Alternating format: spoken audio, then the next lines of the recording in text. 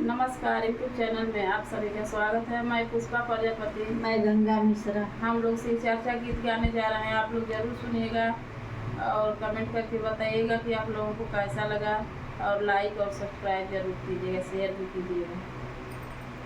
कमाल कर ले हो, कमाल करे न, कमाल कर ले हो, कमाल कर ले, कमाल कर ले हो, कमाल करे न, कमाल कर ले हो, कमाल कर ले। शिव जी पी पी के भांगिया कमाल करेला। शिव जी पी पी के भनिया कमाल कर ले। शिव जी पी पी के भांगिया कमाल करेला। शिव जी पी पी के भनिया कमाल कर ले। भोला पी पी के भांगिया कमाल करेला। भोला पी पी के भनिया कमाल कर ले। भोला दुआरे एक बाजिन पुकारे। भोला दुआरे एक बाजिन पुकारे। भोला दुआरे एक बाजिन पुकारे। भोला दुआरे एक बाजिन पुकारे। बाजन के दई के ललाना मानी हाल करेल। बाजन के दई के ललाना मानी हाल करेल। भंगिया पी पी के भोला कमाल करेल।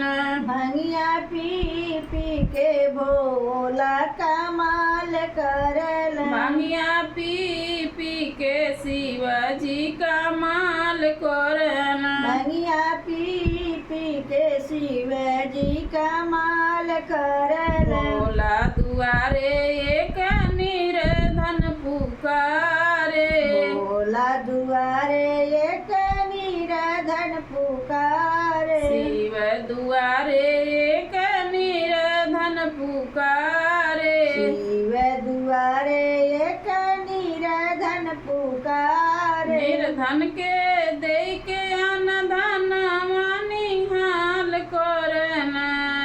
निर्धन के दैयन धनवा निहाल कर ले। निर्धन के दैयन धन मानी हाल करना। निर्धन के दैयन धनवा निहाल कर ले। भंगिया पी पी के भोला कमाल करना। भंगिया पी पी के भोला कमाल कर ले। भंगिया पी पी के भोला कमाल करना। भंगिया पी पी के भोला कमाल कर ले। भोला दुआरे एक अंधा पुकारे। भोला दुआरे एक आंधा पुकारे। भोला दुआरे एक अंधा पुकारे।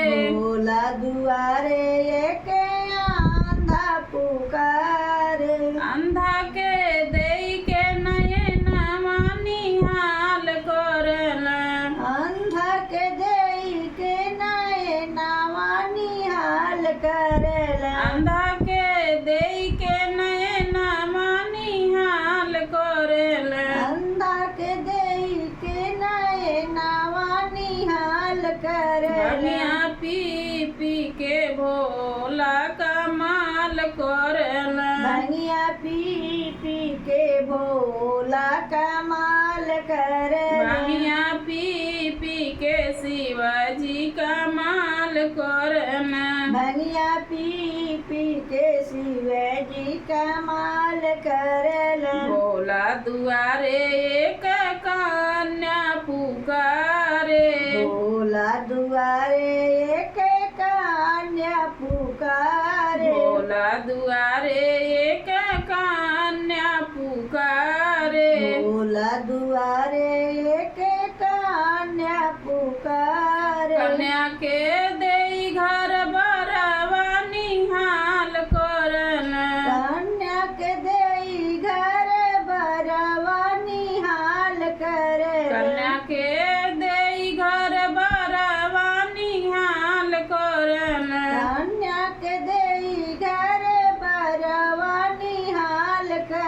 भांगिया पी पी के शिव जी कमाल करला भंगिया पी पी के शिव जी कमाल करला भांगिया पी पी के शिव जी कमाल करला भंगिया पी पी के शिव जी कमाल करला भोला दुआरे एक लंगड़ा पुकारे भोला दुआरे एक लंगड़ा पुकारे भोला दुआरे एक लंगड़ा पुकारे भोला दुआरे एक लंगड़ा पुकारे लंगड़ा के दई के पैरवा निहाल करला लंगड़ा के देई के पाए रावा निहाल करला लंगड़ा के दई के पैरवा